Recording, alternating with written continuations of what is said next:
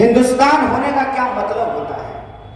हिंदुस्तान होने का मतलब ये होता है, राम प्रसाद बिस्मिल ब्राह्मण, पांडे जी भी बैठे हुए हैं, दुबे जी भी बैठे हुए हैं, दोनों हमारे कांग्रेस के वरिष्ठ नेता हैं, ब्राह्मण, उनकी और अशफाकुल्ला खान की एक पठान की बातचीत हो रही है।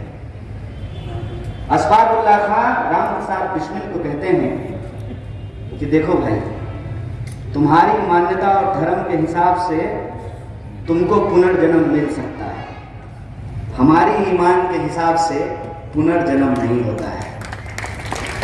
अगर मुझे जन्नत नसीब हुई और मुझे ऊपर वाले से रूबरू होने का मौका मिला तो मैं उनसे बस एक बात कहूंगा, एक बार और हिंदुस्तान भेज दीजिए, एक बार और मुल्क पे अपना जान निछावर करने का मन है। ये बात मैं आपको इसलिए बता रहा हूं कि मैं बाहर हूं, लेकिन आज भी बहुत सारे लोग आवाज उठाने के जुर्म में गलत तरीके से जेलों में बंद करके रखे गए हैं। अगर मैं बाहर हूं तो मैं आप तमाम लोगों के बीच घूम करके एक जो मोटी मोटी बात कहना चाहता हूं, कांग्रेस पार्टी इस देश के लिए क्या बुरा की, क्या अच्छा की, ये आप जानते हैं। हमारा देश बड़ा गजब का है, हर कोई हर चौक चौराहे पे आपको क्रिकेट का और कांग्रेस का एक्सपर्ट मिल जाएगा। क्रिकेट और कांग्रेस दो ऐसी चीज है इस देश में जिस पर बातचीत करने के लिए इतिहास जानने की जरूरत नहीं होती है, कोई भी कुछ भी बोलता है। जब मैं 28 सितंबर को अपने साथियों के साथ कांग्रेस पार्टी ज्वाइन किया तो मेरे बहुत सारे दोस्तों ने मुझे कॉल किया और उसमें से एक दोस्त की बातचीत मुझे आज भी याद है। उसने कहा, और क्या डील हुआ है, यही भाषा थी। सुन करके बुरा लगा, लेकिन मुझे लगा कि कई बार बुरी चीजों को हंस करके टाल देना चाहिए। वो उधर से बोला, क्या डील हुआ? हमने कहा, मंगलयान जाने का प्रयास कर रहा है, बहुत जल्द मंगल ग्रह पे अपार्टमेंट बनने वाला है, राहुल गांधी हमको डुप्लेक्स फ्लैट उसमें देने वाला है। कम से कम मुझ जैसे लोगों को और आज की जो कांग्रेस पार्टी है उसको इस नजरिए से मैं आपसे आग्रह करता हूं, देखना बंद कर दीजिए। आज के समय में कांग्रेस पार्टी की, उस कांग्रेस पार्टी की हमको जरूरत है जिसकी विरासत राजेंद्र प्रसाद और मौलाना मजरूर हक की विरासत है। हमको उस कांग्रेस पार्टी की जरूरत है जो गांधी की वो बात, वैष्णव जनते तेने कहिए पीड़ पड़ाई जाने, जहां करुणा नहीं हो, दया नहीं हो, प्रेम नहीं हो, जिसमें दूसरों के दर्द से हम दुखी ना हो, वो क्या होगा? आज भगवान का नाम लेकर के, धर्म का नाम लेकर के जब इंसानों का खून बहाया जाता है तो मुझे सबसे ज्यादा दुख होता है। और ये मेरी जिम्मेवारी है, अगर मेरा नाम कन्हैया है तो ये मेरी जिम्मेवारी है। और खुले मन से मैं आप तमाम लोगों को कहने के लिए आया हूं, छोटा बड़ा नुक्कड़ चौक चौराहा बड़ी रैलियां, हर आंदोलन और हर संघर्ष से हमने ये संकल्प लिया है कि अगर देश को बचाने के लिए, मुल्क को बचाने के लिए, इस देश की संविधान और उस आजादी की विरासत को बचाने के लिए संघर्ष करना पड़ेगा, मुस्कुराते हुए हंसते हुए संघर्ष को स्वीकार करेंगे, इस लड़ाई को लड़ेंगे। ये हमारा संकल्प है। हम बस आपसे उस नजरिए को बदलने का आग्रह कर रहे हैं जिस नजरिए की बातचीत हमारे शकील अहमद खान साहब ने की कि आजादी यूं ही नहीं मिलती है, आजादी लीज पे नहीं है, आजादी भीख में नहीं है, भीख में पुरस्कार मिलता है, आजादी नहीं मिलती है। चापलूसी करने से पद मिलता है, अधिकार नहीं मिलता है। सोच करके मुझे बताइए, ये इतनी आसान बात है कि मंदिर में जाने वाला, मस्जिद में जाने वाला, तिलक लगाने वाला, टोपी पहनने वाला, दोनों का वोट बराबर होगा? फॉर्चूनर पर चढ़ने वाला, साइकिल पे घूमने वाला, दोनों का वोट बराबर होगा? महल में रहने वाला, झोपड़ियों में रहने वाला, फुटपाथ पे सोने वाला, डल्लप गद्दा पे लौटने वाला, दोनों का वोट बराबर होगा? ये इतनी आसान बात नहीं है। लेकिन मुश्किल ये है कि आज इस मोबाइल के दौर में इंसानों को भी डेटा बना दिया गया है। लोग फेसबुक पोस्ट करते हैं और ये गिनते हैं कि कितना लाइक हुआ है। इंसान नहीं गिन रहे हैं, नंबर गिन रहे हैं। हम नंबर नहीं हैं, हम इंसान हैं। और ये जो आज हमको नंबर बनाने की कोशिश की जा रही है, 85%, 15%, ये नंबर है। और उस नंबर बनाने का जो साजिश है, उसका जो खतरा है, उसको हमको समझना चाहिए कि कोरोना में जब लोग मर रहे थे तो सरकार नंबर गिन रही थी। ये नहीं कह रही थी कि घर में अगर एक कमाने वाला है, उसको कोरोना हो गया है, उसकी कोरोना से मौत हो गई है, तो पूरा का पूरा परिवार बिलख रहा है। वो एक नंबर नहीं है। उस इंसान के भीतर भावनाएं हैं, उस इंसान का वजूद है, उस इंसान का इतिहास है, उस इंसान की विरासत है, उस इंसान की पहचान है। वो एक नंबर नहीं। वोटों के इस खेल में, नोटों के इस खेल में सिर्फ इंसानों को इंसानों से जुदा नहीं किया है, उनको नंबर बना दिया गया है। हमको नंबर नहीं होना है, हमको नागरिक होना है।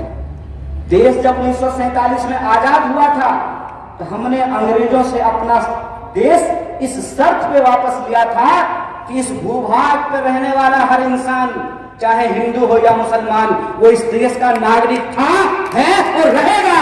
इस बात पे सहमति हुई थी। हमने जो संविधान स्वीकार किया, संविधान सभा ने जो संविधान तैयार की, उसमें सबको बराबरी का अधिकार दिया गया, सबके वोट बराबर किए गए, महिला पुरुष के वोट बराबर किए गए। आप सब इस बात को जानते हैं। आज भी आपके और हमारे घरों में महिलाओं के अधिकार बराबर नहीं हुए हैं, लेकिन संविधान ने महिलाओं का अधिकार बराबर करके रख दिया। ऐसा नहीं है कि मेरा वोट एक है और मेरी माता जी का वोट आधा है, उनका वोट भी एक है। ऐसा नहीं है कि मेरे भैया का वोट एक है और मेरी दीदी का वोट आधा है, ऐसा नहीं है। तो मैं कह रहा था कि चापलूसी से पद मिलता है, संघर्ष से अधिकार मिलता है। किसी भी सूरत में हमको संघर्ष नहीं भूलना है। और ये जो आज हमको मिला है, ये हमको लोगों की कुर्बानियों के बदौलत मिला है। जब मैं स्कूल में पढ़ता था तो एक कहानी पढ़ा करता था, परोपकारी वृक्ष। परोपकारी वृक्ष की कहानी यह है कि एक बहुत ही बुजुर्ग इंसान एक आम का पेड़ लगा रहा था। तो एक नौजवान आदमी उससे पूछता है, अरे साहब क्यों पेड़ लगा रहे हैं, आप तो मर जाएंगे, इसका फल भी नहीं खा पाएंगे। तो उस बुजुर्ग इंसान ने उस नौजवान को जवाब दिया, बेटा मेरे बाप दादों ने जो पेड़ लगाए थे उसका फल मैं खाया, मैं ये पेड़ अपनी आने वाली पीढ़ी के लिए लगाता हूं। सवाल जब हम उठा रहे हैं कि आजादी के आंदोलन में जिन लोगों ने हिस्सा लिया, जिस विरासत को बचाने की कोशिश की गई, जिन अधिकारों को सुरक्षित किया गया, उस अधिकारों को बचाना इसलिए जरूरी है कि उसका फायदा जो हमको मिला है, हमारी आने वाली पीढ़ी का ये हक है कि उससे ज्यादा फायदा उसको मिले, और वो फायदा उनको मिले, वो फायदा हम उनके लिए सुनिश्चित कर सकें। ये जिम्मेवारी आज हमारे कंधे पे है, वरना यह सवाल आने वाली पीढ़ी पूछेगी कि सिर्फ कारवां लूटने वाला जिम्मेवार नहीं होता है, कारवां लुटाने वाला भी जिम्मेवार होता है। और जब कारवां लुट रहा था तो आप क्या कर रहे थे। और मैं अपनी एक नादानी, अपनी एक बचपना आपसे साझा करता हूं। जब मैं स्कूल में पढ़ता था उस वक्त दूरदर्शन था। पूरे गांव में गिनती के पूरे मोहल्ले में 2 टीवी हुआ करते थे और उस टीवी पे दोपहर को 2:30-3 बजे एक सीरियल आया करता था। उस सीरियल का नाम था युग, जिसके टाइटल सॉन्ग में कहता था युग बदला बदला हिंदुस्तान।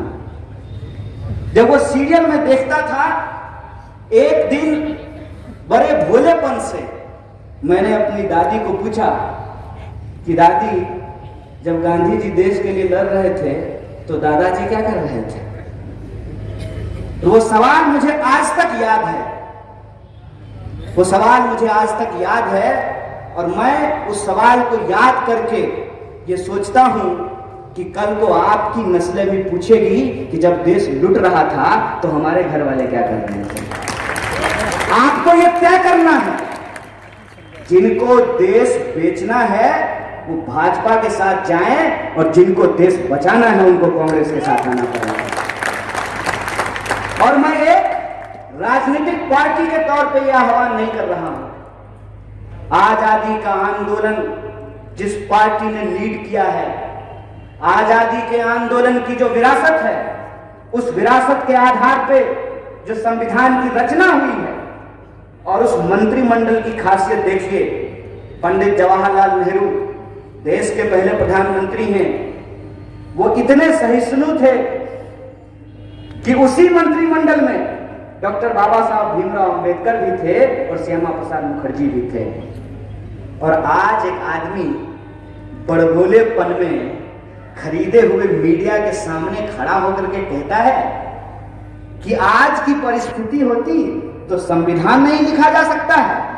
आज की परिस्थिति होती तो जो लोग संवैधानिक बात करने वाले लोग हैं, जो सही को सही और गलत को गलत कहने वाले लोग हैं, आप यूएपीए लगा करके उनको जेलों में भर दिए होते। आपको शुक्रगुजार होना चाहिए इस देश के आजादी के आंदोलन का। आपको शुक्रगुजार होना चाहिए इस देश के संविधान का कि आप कहते हैं, चलिए हम मान लेते हैं, आप कहते हैं कि हमने चाय बेची, हालांकि हम आपको रेलवे बेचते हुए देख रहे हैं। अगर एक चाय बेचने वाला का बच्चा देश का प्रधानमंत्री बन पाया है तो ये वो विरासत है जिस विरासत को सेलिब्रेट करने के लिए आज हम यहाँ इकट्ठा हुए हैं। ये वो दोस्ती है जिस दोस्ती को हम कहते हैं राम प्रसाद बिस्मिल और अशफाकुल्लाह खान की दोस्ती। ये वो विरासत है जिस विरासत से हर किसी को, क्या हिंदू, क्या मुसलमान, क्या सिख, क्या ईसाई, क्या ब्राह्मण, क्या दलित, क्या पिछड़ा, क्या अति पिछड़ा, क्या महिला, क्या पुरुष, सबके अधिकार बराबर किए गए। और आज जब आपको उसको और आगे बढ़ाना था तो आप रोज नया नुक्स निकाल करके इंसान को आपस में लड़ाने की कोशिश करते हैं। कई बार तो मुझे ये लगता है कि गलती से किसी ने बंदर के हाथ में उस तरह थमा दिया हो और वो उस तरह से कभी खुद का गाल काटेगा, सामने जो पड़ेगा उसका गाल काटेगा। आप हालत देखिए कि देश के अंदर हम कहां रहते हैं। टीवी आपका है, रिचार्ज आप कराते हैं, कितने आपके मुद्दे होते हैं, कितने मुद्दे होते हैं। बिहार का चैनल देखते होंगे ना, बताइए कि बिहार के कितने मुद्दे, आपके जिले के मुद्दे, जिस चैनल को आप दिन रात देखते हैं। 300 रुपया कितना का रिचार्ज होता है सुशील भाई टीवी में? 399। 400 रुपया खर्च करके जो आप टीवी देख रहे हैं, वो जो आपका सिवान का टूटा हुआ पुल है, दिखाया है कोई चैनल? दिखाया है कोई चैनल? फिर जो आपका मुद्दा दिखाना बंद कर दिया है, आप उसको देखना क्यों नहीं बंद कर देते हैं? क्या काम है भाई? अगर हम सरकार चुनते हैं, जनप्रतिनिधि चुनते हैं, तो उनका काम है कि वो हमारा मुद्दा उठाएं, हमारी समस्याओं के ऊपर समाधान लेकर के आए। टीवी में दिन रात मुर्गा लड़ाई चलता है। और मैं हाथ जोड़ करके आपसे निवेदन करता हूं कि अगर मुझे किसी विरासत से जोड़ना है तो गांधी की विरासत से जोड़िए, मुझे गोडसेवादियों से मत जोड़िए। मैं अपना नाम किसी भी ऐसे व्यक्ति के साथ लेना पसंद नहीं करूंगा जिसका काम है दिन रात नफरत फैलाना। ये मेरी मजबूरी है, मैं वो करना नहीं चाहता हूं, मैं करना नहीं चाहता हूं। मैं नहीं चाहता हूं कि कीचड़ में उतर करके कीचड़ से कीचड़ को साफ करने की कोशिश की जाए। कीचड़ से कीचड़ साफ नहीं हो सकता है, ये इंसानियत नहीं है। आपको कुत्ता काट लेता है तो आप पलट के कुत्ता थोड़ी काट लेते हैं। ये मजबूरी है, ये मजबूरी इसलिए है कि मैं इनको बताना चाहता हूं कि इस भ्रम में मत रहो कि तुमको लोगों ने वोट दे दिया तो जिन मुद्दों के ऊपर तुमको वोट दिया है तुम उन मुद्दों पे काम ना करके दिन रात हिंदू मुसलमान करके समाज में नफरत फैलाओगे और तुमको कोई बोलने वाला नहीं है तो हम डट करके खड़ा हैं, हम बोलेंगे। लेकिन मैं ये समझता हूं कि सिर्फ 2, 4, 10, 50 लोगों के बोलने से कुछ नहीं होगा। और हमारे बिहार के साथियों से, जैसा कि सुशील भाई ने कहा कि हम हर गांव, हर गली, हर चौराहा, हर नुक्कड़, हर शहर, हर बस्ती जाना चाहते हैं। हम बिहार के लोगों से बात करना चाहते हैं, संवाद करना चाहते हैं। इसीलिए आज हम लोग कोई पॉलिटिकल रैली नहीं कर रहे हैं, हम सेमिनार कर रहे हैं, हम बात करना चाहते हैं। और हम अपने बिहार के लोगों को ये याद दिलाना चाहते हैं, साहब क्या कमाल की धरती है ये। सिद्धार्थ चल करके आए यहां, इस धरती ने उनको महात्मा बुद्ध बना दिया। क्या धरती है। मोहनदास करमचंद आए थे, चंपारण की धरती ने उनको गांधी बना दिया। ये बिहार के लोग हैं। बिहार जब तक उठ करके नहीं खड़ा होगा, इस बेकाबू बैल को लगाम नहीं लगाया जा सकता है। इस बेकाबू बैल को लगाम लगाने के लिए बिहार के लोगों को यह स्मरण करने की जरूरत है कि हमारी गौरवशाली परंपरा क्या है। हमारी गौरवशाली परंपरा यह है कि घमंड हो गया था नंद वंश के राजाओं को, जनता के ऊपर जुल्म कर रहे थे। एक चरवाहे को चाणक्य ने सबसे बड़ा सम्राट बना दिया था। हम उस धरती से आते हैं जो अशोक की राजधानी है। हम उस भूमि से आते हैं जो ज्ञान की भूमि है, जहां नालंदा विश्वविद्यालय का निर्माण हुआ था। हम उस तप की भूमि से आते हैं जहां एक से एक सन्यासी पैदा हुए, जहां महावीर हुए। हम उस भूमि से आते हैं कि इस देश को जब भी जरूरत हुई है, सन 57 की उस लड़ाई में वीर कुंवर सिंह ने अपना हाथ काट करके नदी में प्रवाहित कर दिया था।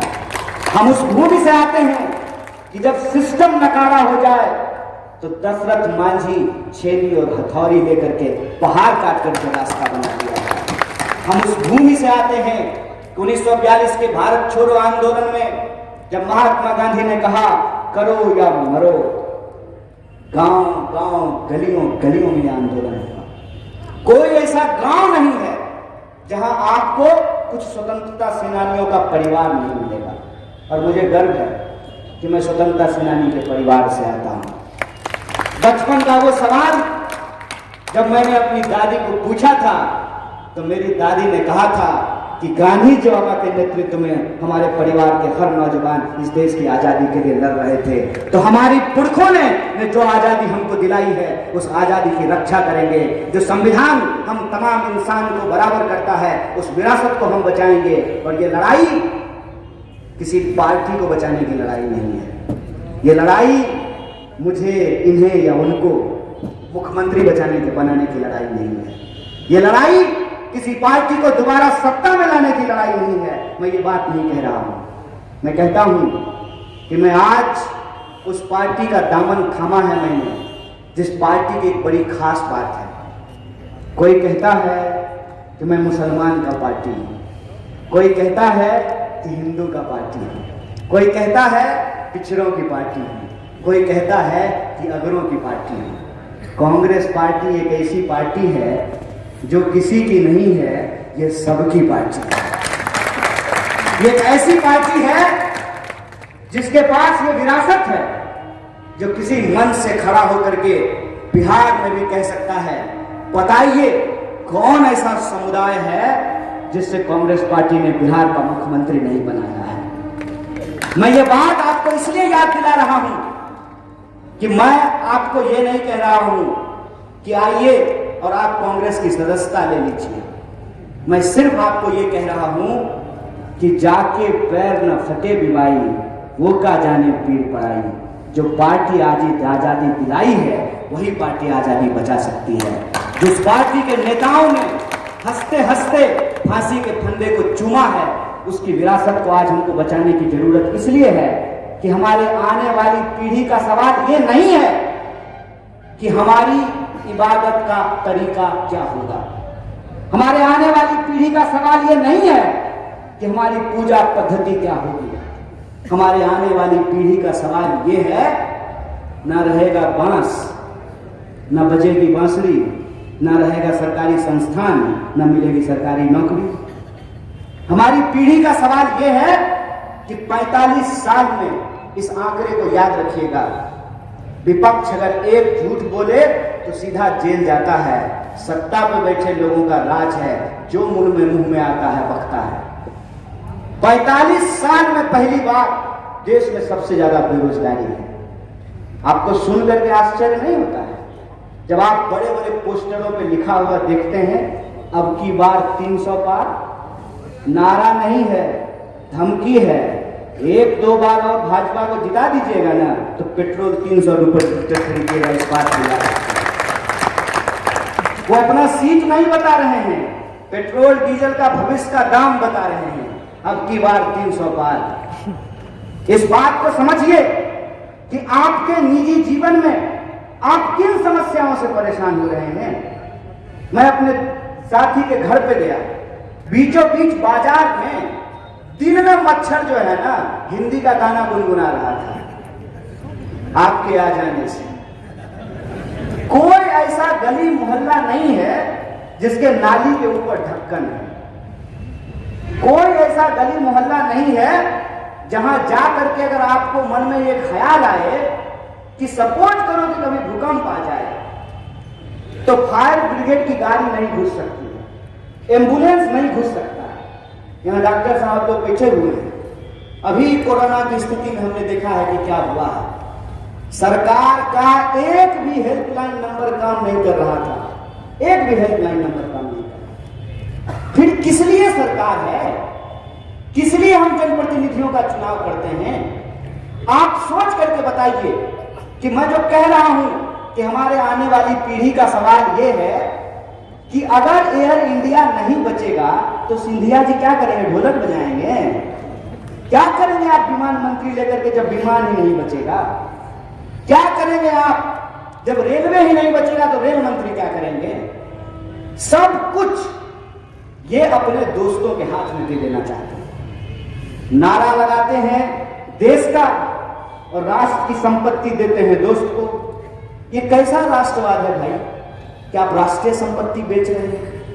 कोई इनसे सवाल क्यों नहीं पूछता है? क्या आप देश का नाम लेते हैं तो देश की संपत्ति क्यों बेच रहे हैं? तो सरकार की तरफ से, सरकार नहीं कहती है, ऐसे ही आजकल तो 300 रुपया में रिचार्ज नहीं होता है। खाली मोबाइल रिचार्ज पे दिन भर जो व्हाट्सएप मैसेज भेजते रहता है ना, पहले मैसेज भेजेगा फटाफट 100 लोगों को भेजिए, 10 लोगों को भेजिए, मनोकामना पूर्ण हो जाएगा। अगला ही बार ऐसा मैसेज आएगा कि इंसान को इंसान आपस में बांट दो। इतिहास का ऐसा ज्ञान जो इतिहास है ही नहीं, झूठ का कचरा है। उनका तर्क ये आता है घाटे में चल रही थी, घाटे में चल रही थी तो क्या मुनाफा कमाने के लिए बनाए हैं सरकार? अगर मुनाफा कमाने के लिए आप मुख्यमंत्री और प्रधानमंत्री चुनते हैं तो फिर ये लोग क्यों सीधे अंबानी और अदानी को मुख्यमंत्री और प्रधानमंत्री ना बना दिया जाए? सरकारी संस्थान सिर्फ मुनाफा कमाने के लिए नहीं होता है। सरकारी संस्थान सरकार होने का जो मतलब है, जो उद्देश्य है, उसको पूरा करने के लिए होता है। अब सोच करके हमको बताइए, रेलवे नहीं होगा तो रिजर्वेशन कहां होगा? और रिजर्वेशन क्यों होना चाहिए? जब एफर्मेटिव एक्शन नहीं होगा तो सरकार क्यों होना चाहिए? सरकार अगर हमको ट्रांसपोर्ट की फैसिलिटी नहीं देगी, हेल्थ की फैसिलिटी नहीं देगी, सड़क की फैसिलिटी नहीं देगी, सिक्योरिटी नहीं देगी, तो सरकार को हम टैक्स क्यों देंगे? हम ये नहीं कह रहे हैं कि प्राइवेट सेक्टर नहीं होना चाहिए। प्राइवेट सेक्टर इस देश में था, है और रहेगा, क्योंकि हमारी देश की जरूरतें इतनी ज्यादा हैं, हमारी आबादी इतनी ज्यादा है कि प्राइवेट सेक्टर रहेगा। लेकिन अनुभव क्या कहता है? अनुभव तो यही कहता है ना कि अगर पटना यूनिवर्सिटी नहीं ठीक से काम करेगा तो प्राइवेट इंजीनियरिंग कॉलेज भी नहीं पढ़ाएगा, आपसे 10 लाख रुपया ले लेगा, लेकिन आपके बेटे को प्रधानमंत्री की तरह A+B का होल स्क्वायर नहीं पता होगा। आपका बेटा भी हो सकता है देश का प्रधानमंत्री बन जाए, लेकिन इंजीनियर तो नहीं बन पाएगा। यह शिक्षा की हालत कर दी गई। सरकार का काम है कि वो जनता से टैक्स लेती है, बदले में जनता को बेसिक सुविधाएं देती है, और जिनके पास पैसा है वो प्राइवेट इलाज करा सकते हैं, जिनके पास पैसा है वो प्राइवेट स्कूल में पढ़ा सकते हैं। लेकिन सरकार इसलिए होती है कि वो अपनी योजनाओं को, जो जनता के लिए योजना है, उसको सरकारी संस्थानों में लागू कर सके। जब सरकारी संस्थान नहीं होंगे तो आयुष्मान भारत कहां लागू होगा? और आयुष्मान भारत में क्या होता है, कितने लोगों का इलाज होता है? ये हमारी आज की पीढ़ी की सवाल है। इस सवाल को गुमराह करने के लिए देश की जनता के जो बुनियादी मुद्दे हैं, रोजी रोटी, कपड़ा, मकान, शिक्षा, स्वास्थ्य, सड़क, बिजली, पानी, इसको गुमराह करने के लिए इंसान को इंसान से बांटा जा रहा है, इंसान को इंसान से लड़ाया जा रहा है। तो मैं आपको एक बात याद दिलाना चाहता हूं कि यह देश सबका था, सबका है और सबका रहेगा। इसके लिए हमको एकजुट रहने की जरूरत है। किसी भी पहचान के आधार पर अगर कोई राजनीति हमको बांटेगी तो हम नहीं बटेंगे, और एक साथ हम राम प्रसाद बिस्मिल और अशफाकुल्लाह खान की विरासत की रक्षा करेंगे। इसी आशा और विश्वास के साथ आप तमाम लोगों को शुक्रिया अदा कहते हुए धन्यवाद देते हुए बात खत्म करूंगा। शुक्रिया। इनकलाब जिंदाबाद। जय हिंद, जय भारत, जय बिहार। राष्ट्रगान के लिए आप सब लोग खड़े हो जाएंगे। राष्ट्रगान से हम लोग इस सेमिनार का समापन करेंगे। जनगण मन अधिनायक जय हे भारत भाग्य विधाता, पंजाब सिंध गुजरात मराठा द्राविड़ उत्कल बंगा, विंध्य हिमाचल यमुना गंगा, उच्छल जलधि तरंगा, तब शुभ नामे जागे, तब शुभ आशीष मांगे, गाहे तब जय गाथा, जनगण मंगल दायक जय हे भारत भाग्य विधाता। जय हे, जय हे, जय हे, जय जय जय जय हे। शुक्रिया, शुक्रिया। आप सब लोग इस सेमिनार में आए, आपका बहुत बहुत बहुत बहुत दिल से शुक्रिया। इस सेमिनार को कामयाब करने के लिए सिवान की जनता को शुक्रिया। Thank you.